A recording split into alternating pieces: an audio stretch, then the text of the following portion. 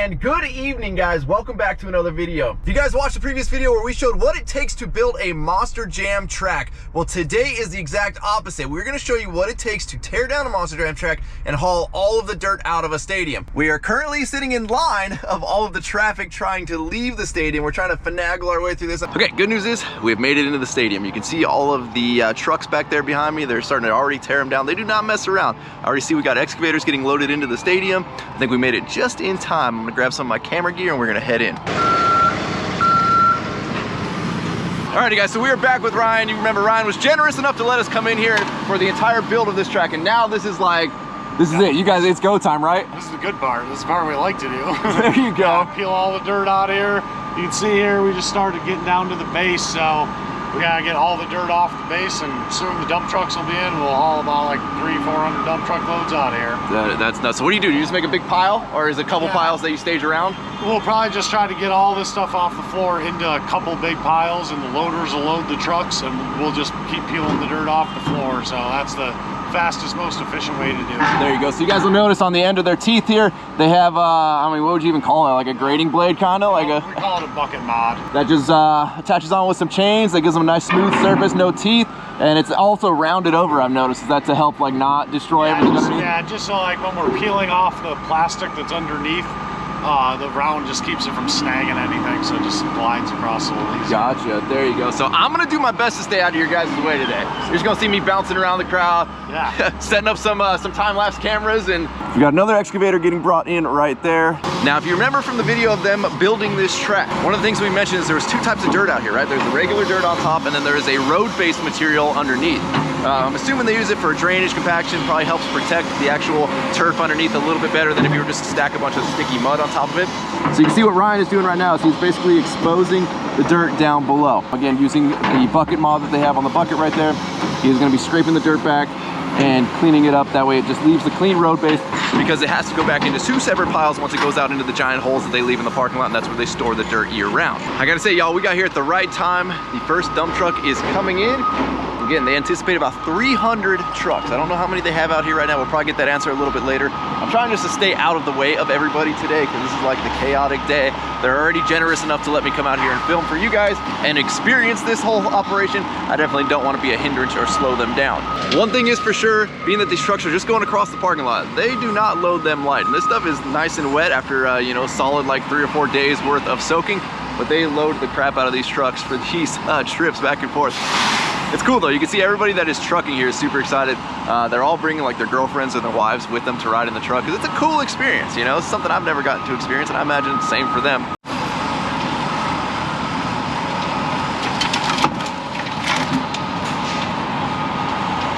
Now I feel like I got here pretty early, but you can see things like the backflip ramp, that's already gone. They already pulled the dirt out, got the trench plates out. The actual metal ramps that go up against the trench shoring are pretty much ready to get loaded on a truck.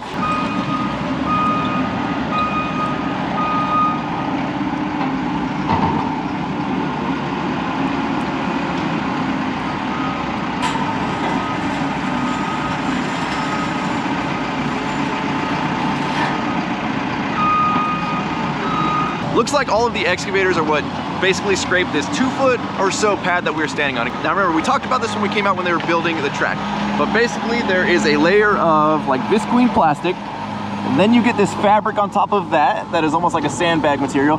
Then you get these like 3/8 or 1/4 inch thick sheets of plastic on top of it. Some stadiums, they use plywood. Over here, they're using this plastic.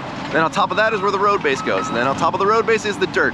So what the excavators are doing right now is they're peeling all of the dirt back. You know, it looks like there's probably about 2 feet or so of dirt before you get to the road base. And that, over the span of an entire stadium, is an absolute ton of dirt. With all of these features they have in the middle, those things are super easy for these guys to pull out, right? That's why all the wheel loaders are right here. They're working on getting those features out, because basically the jumps and features are already piled up dirt.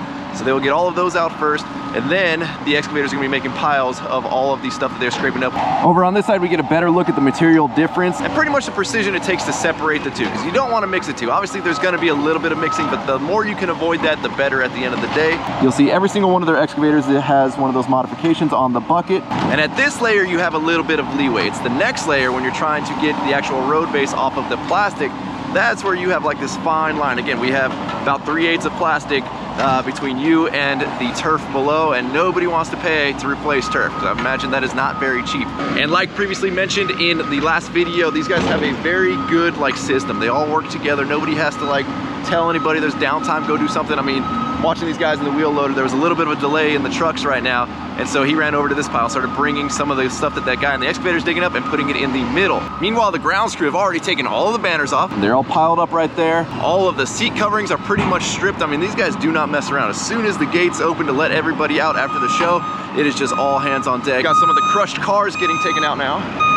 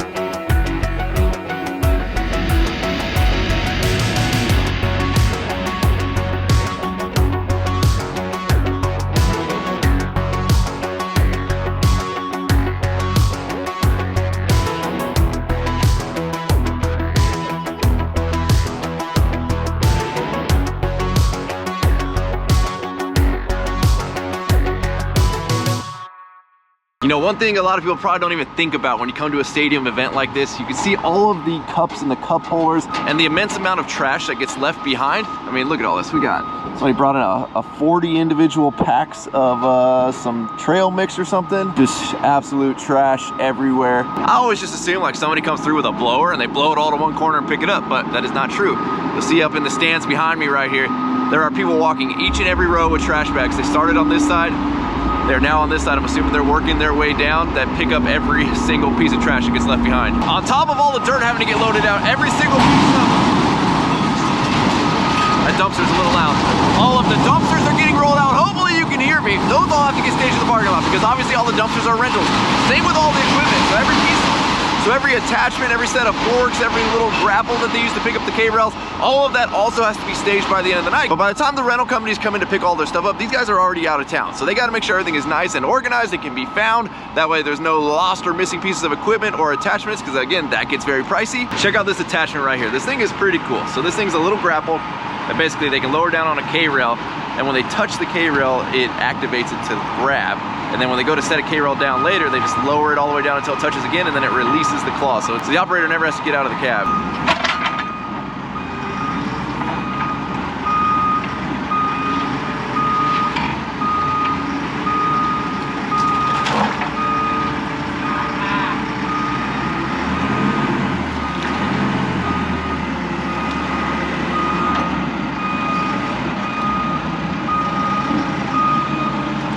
Now those K-rails were literally in place to protect just these little video boards right here. They don't even look like anything, but those are video boards. First they put plastic down, then they put those over, then they put all of the banners over. I don't think we showed too much of that when the track was getting actually built because I believe that was already done. We'll follow the telehandler out and let's go see where they are staging all of this stuff. Also, I need to get back to the car because I need a jacket. It's starting to get a little bit cold. Looks like this area right here is for all of the rental equipment. You can see they've got all the skid steer attachments, some skid steers, all the rental side-by-sides. This is how quickly things move. All but one semi has already taken off with all the monster trucks. They're already like clean, put back in the trailers, whatever they do before they actually get those things back in, and they are gone. It is a very slick operation that these guys have going on. We've been here for about 3.5, maybe 4 hours, and you can see they've essentially almost got all of the dirt stripped, and what they're doing is they're pulling it all to the center. And then they got this nice ring of trucks that can go around the centers. One truck will pull off to each and every piece of equipment, so we've got an excavator there, there's a wheel loader on the back side over here, another excavator, and they basically created this carousel of just taking all the dirt out. And again, you can see the difference there between the road base and then the dirt, that little lip right there. They're slowly just pulling it more and more towards the center, and that's honestly where the biggest pile of dirt is. And then once they get to there, I'm sure it's just quick, boom, boom, boom, boom, boom, load that out and be good to go.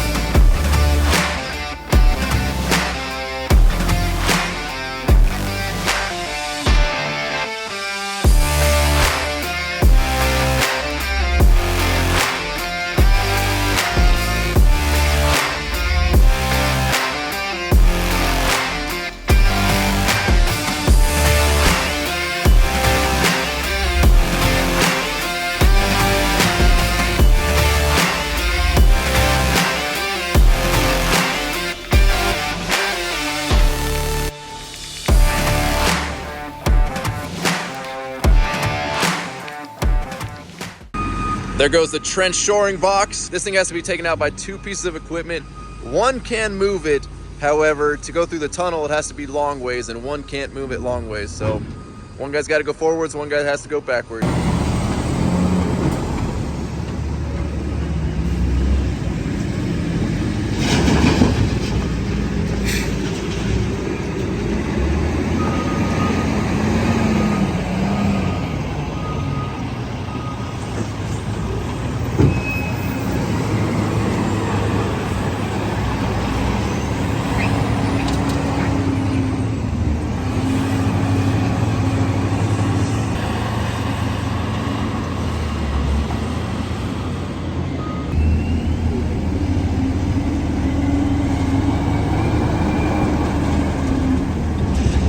From this angle, we get a better look at how they're pulling everything towards the center, which allows the trucks to drive around the outside. And then basically they stop at whatever the nearest piece of equipment is that can load them, right? So that guy's gonna stop at that loader. Blue truck's gonna stop at the next loader. Yellow truck, probably go to the excavator maybe. He might wait in line. I don't know if the excavator's loading. That's one of the smaller excavators. So I think he's just piling it up.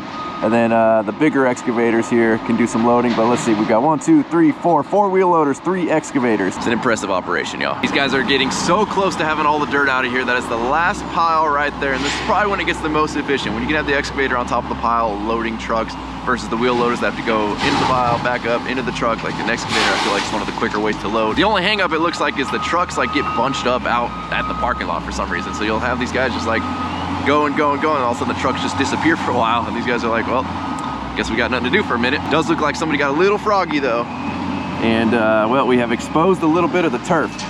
But this will show you guys, I think the plastic layer that was supposed to be on top of this is not currently on top of this. It's literally just this little bit of visqueen. And then you have the playing surface. Now, apparently I misunderstood when it came to this track. I guess these guys aren't actually taking out that layer of road base. That's gonna be a different company coming in tomorrow because these guys gotta get on the road to the next show and start building that track. So they're basically taking it down to the road base, just getting rid of all the top layer of dirt. So as soon as that pile is gone, these guys are done for the night. And I guess another company's gonna come in. Unfortunately, I will not have that part filmed, but one of these days we'll get that process of what it takes to strip it from the road base down to the actual turf itself.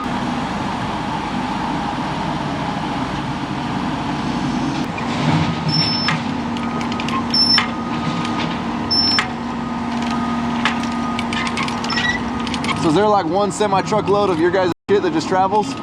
Yeah, pretty much. Yeah, we get something added every freaking show though. I'm sure. While the guys wrap up the last little bits of crumbs on the inside, we've made it over to the pile, or well, I guess the pit where all of the dirt goes. Now obviously you can't just dump this dirt here and then drive off and hope for the best.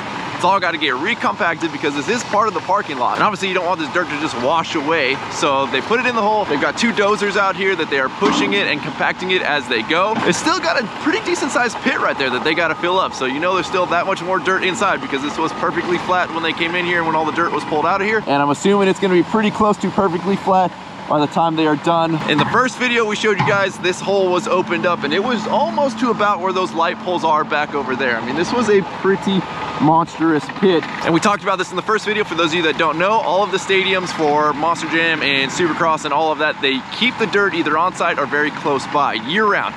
So the dirt stays with the stadium. Obviously the closer it is, and on site being even better, the cheaper it is to truck in versus if they had to truck this somewhere, you know, 5, 6, 7, 10 miles away. You can see how long that would take and how many more trucks you would need to actually have this as an efficient process.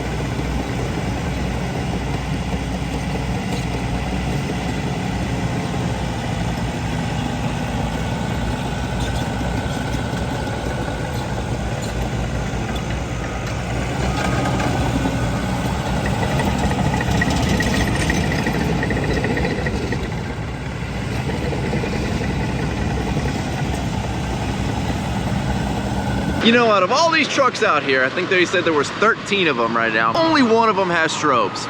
Or at least only one of them's got their strobes on. You guys know I love strobe lights, so props to that guy. Looking real professional out here. We appreciate the strobes. It's pretty cool to see this many trucks backed up at once. I mean, these trucks are also putting in a ton of work. Keep in mind, like a normal dump truck Gets filled up, drives, you know, 30, 40, 20 minutes, whatever it is, and then dumps their load, then goes back. And typically they aren't cycling their dump beds as much as they are on a project like this and in such a small time span. So these trucks are definitely putting in some work tonight.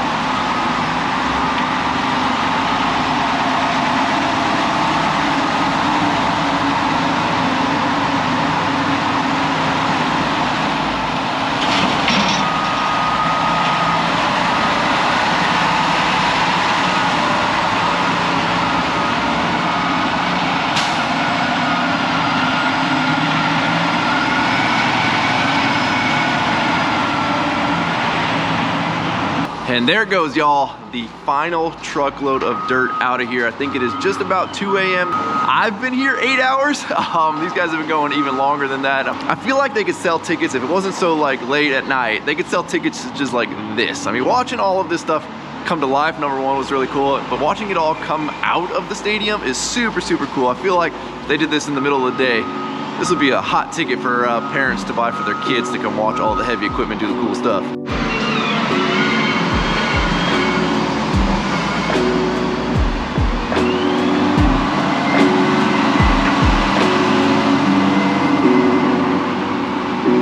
And that is all she wrote.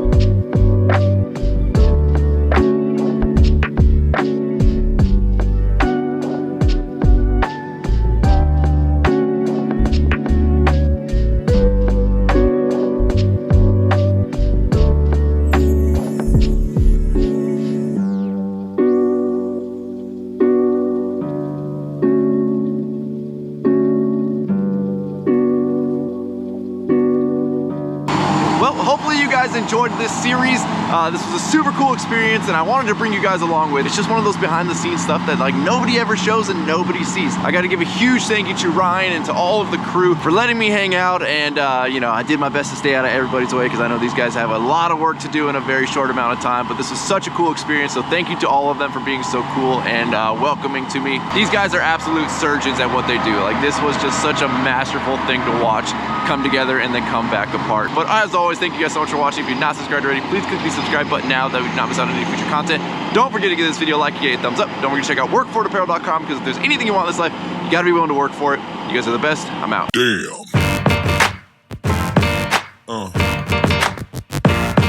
Yeah. Yeah.